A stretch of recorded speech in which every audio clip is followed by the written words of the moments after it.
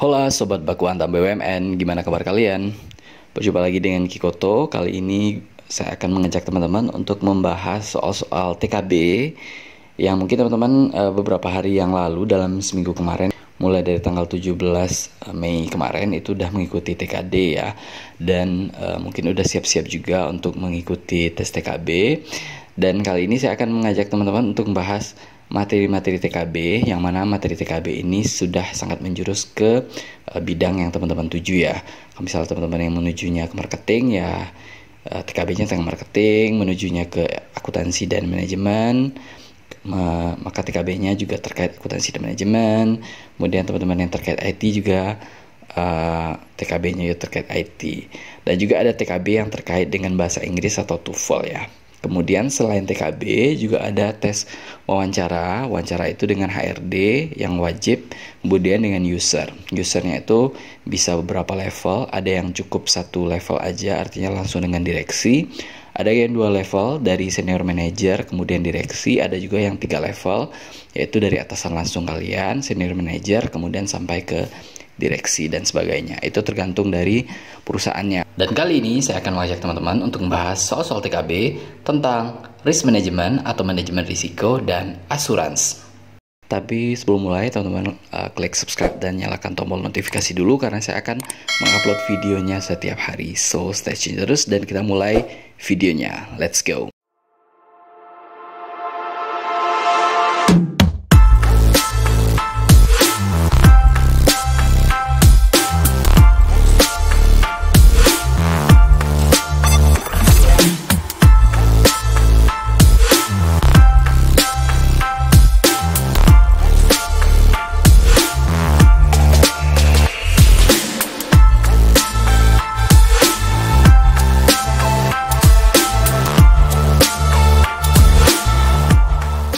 Kemudian risiko yang terjadi akibat kepercayaan dari klien rusak. Nah, ya. Ini kepercayaan rusak ya. Karena adanya tindakan atau kelakuan yang tidak bertanggung jawab dari manajemen organisasi atau industrinya. Adalah pengertian dari bla bla bla. Nah, ini udah jelas ya, masalah kepercayaan berarti dia ke bagian reputasi. Ya kan? Nah, kalau yang transparansi itu apa? Transparansi itu adalah terkait keterbukaan informasi gitu yang dapat dipercaya ya, kemungkinan penggunaan informasi tersebut melakukan penilaian yang akurat atas kondisi dan kinerja keuangan institusi. Jadi ini terkait informasi-informasi yang disampaikan oleh organisasi ini benar nggak yang disampaikan. Ini biasanya terkait dengan salah satunya pelaporan keuangan misalnya. Itu kan banyak sekali indikator-indikator keuangan dan aset-aset perusahaan yang disampaikan di situ kan. Nah, itu si perusahaannya menyampaikan secara jujur atau enggak gitu. Nah, kalau yang risiko fidusia yang tadi itu ya, dia tidak mendapatkan kepercayaan lagi karena gagal mengelola aset dari nasabah. Nah, kalau risiko syariah apa? Risiko syariah itu terkait dengan struktur dan fungsi Dewan Pengawas Syariah gitu. Jadi bisa karena adanya praktek non standar dari penyajian yang berbeda dari yurisdiksi yang berbeda. Jadi prakteknya itu berbeda dengan standar syariah yang seharusnya. Kemudian karena adanya kegagalan untuk taat pada prinsip syariah. Jadi ada prinsip-prinsip syariah itu yang telah dilanggar gitu, sehingga jadinya malah jadi kayak konvensional biasa, dan orang-orang yang saklek terhadap eh, produk-produk syariah dan non syariah yang dianggap riba ini, maka mereka pasti nggak akan mau lagi gitu pakai produk syariah yang sudah berisiko ini. Kemudian kewajiban peserta asuransi untuk memberikan sejumlah dana kepada perusahaan asuransi sesuai kesepakatan dalam akad adalah pengertian dari apa? Ya, jadi sejumlah dana. Jadi kalau kita asuransi, apakah itu BPJS misalnya atau asuransi yang lain, kita kan bayar tiap bulan. Nah, yang tiap bulan itu adalah premi. Nah, kalau asuransi syariah ini kan nama salah satu jenis asuransi ya. Kalau ini akad tijarah dan akad baru ini adalah akad-akad yang ada di dalam transaksi syariah gitu. Kemudian transaksi keuangan yang diperbolehkan menurut syariah Islam adalah bla bla bla. Nah, dari sini kita bisa lihat ya, paling gampang itu lihat aja nih ada istilah Islam gitu kan, kontrak tijarah. Jadi kontrak tijarah ini memang ya kontrak jual beli gitu. Kalau karena konsep dalam syariah itu adalah selalu menggunakan konsep jual beli.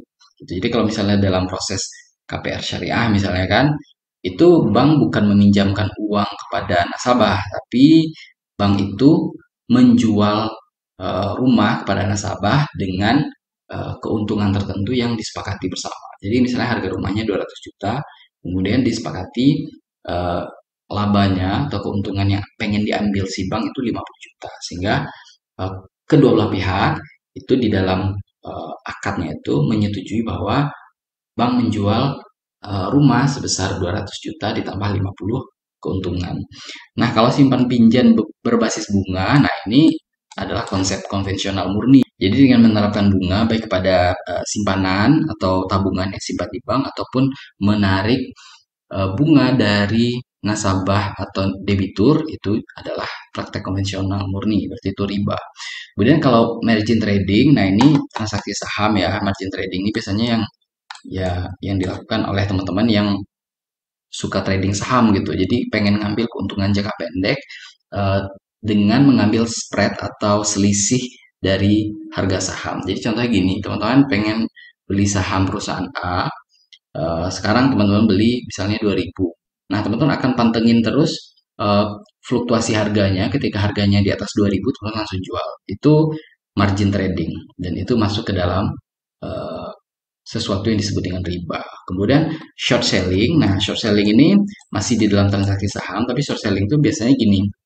Teman-teman udah punya saham dulu, misalnya teman punya saham perusahaan A, kemudian teman-teman pengen beli saham perusahaan B. Nah, teman-teman membeli saham perusahaan B dengan menjaminkan saham teman yang udah ada, tapi dengan biasanya di bawah harga.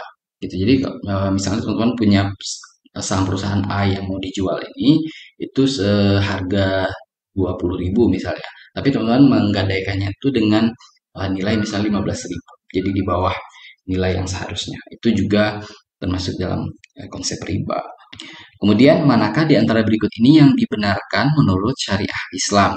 Nah, ini yang mana yang diperbolehkan ya, yang dibenarkan. Katanya di sini penyesuaian tingkat inflasi dalam bentuk pinjaman bukanlah riba. Nah, ini salah ya. Karena biasanya ini yang tingkat inflasi ini adalah penentu dari daya beli si masyarakat.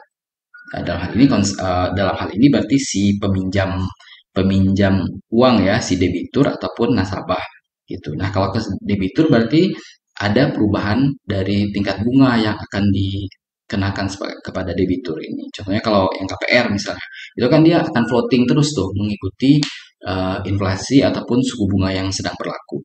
Nah, itu adalah murni riba. Jadi yang A ini salah ya. Ini bukan sesuai dengan syariat Islam. Kemudian riba hanya berlaku untuk pinjaman konsumtif saja. Nah, ini enggak ya, karena riba itu juga berlaku untuk pinjaman produktif. Jadi teman-teman mengambil pinjaman di bank misalnya, kemudian dipakai untuk usaha misalnya, itu juga termasuk riba.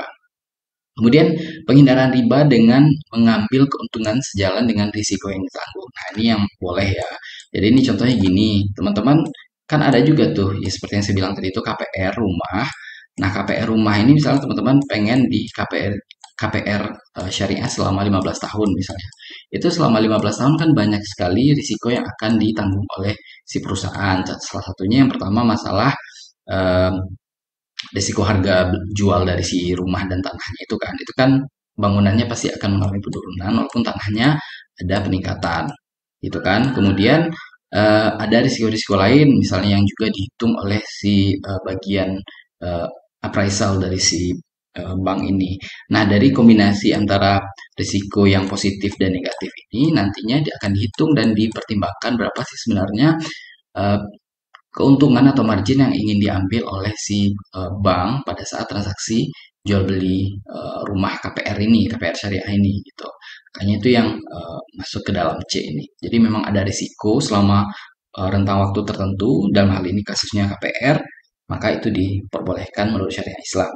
Nah, kalau pelarangan riba juga berarti pelarangan time value of money ini enggak ya. Jadi time value of money itu memang dia selalu apa ya lebih dekat dengan asosiasinya dengan riba ya, tapi tidak selalu uh, pelarangan riba ini langsung terkait dengan time value of money. Jadi contohnya yang masalah KPR syariah itu tadi gitu kan. Jadi itu kan ada kenaikan harga tanah dalam rentang 15 tahun dan ada penurunan nilai bangunan dalam 15 tahun. Nah, itu yang dikompromikan gitu sehingga ketemulah berapa keuntungan yang akan diperoleh. Mungkin sekian dulu dari saya. Mudah-mudahan bisa bermanfaat dan bisa bantu teman-teman ya.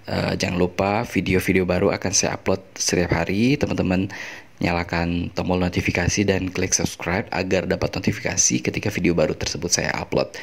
Dan stay tune terus, semoga sukses di tempat yang teman-teman incar dan semoga prosesnya lancar sampai akhir. Dan see you next time, have a nice day. Bye-bye.